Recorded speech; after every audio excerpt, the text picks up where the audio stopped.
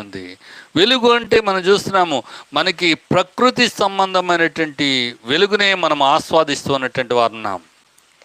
అందుకనే ఈ వెలుగు అంటే దేవుడని మనం భ్రమించి, మనకు కనిపించే వెలుగుని మనము దేవునిగా ఏం చేస్తున్నాం, కొలిచే దుర్దినాలు మనం ఉన్నటువంటి వారు ఉన్నాం. ఒక రైల్లో ప్రయాణం చేస్తున్నప్పుడు లైట్లు వెలిగితే వెంటనే మనము దైవనామ స్మరణ చేసుకుంటుంటాం. ఒక బస్సులో ప్రయాణం చేస్తున్నప్పుడు సాయంత్రం అయిన తర్వాత లైట్ కనిపిస్తే మనం వెంటనే దైవనామ స్మరణ చేస్తూ ఉంటాం. రాత్రంతా కూడా చీకటి అయిన తర్వాత ఉదయకాల సమయంలో తెల్లవారుజామున సూర్యోదయం అయిన తక్షణమే సూర్యుని వెలుగును చూసి మనం దైవనామ స్మరణ చేస్తూ ఉన్నటువంటి వారున్నాం. మరి దేవుడు వెలుగై ఉన్నాడు అని రాయబడింది. మరి దైవికమైనటువంటి వెలుగంటే మనం చెప్పుకుంటున్నటువంటి ఇలాంటి వెలుగులేనంటారా? అయితే బైబిల్ గ్రంథము స్పష్టంగా మాట్లాడుతుంది. ఆయనలో జీవం ఉండెను అంటే దేవునిలో జీవం ఉంది.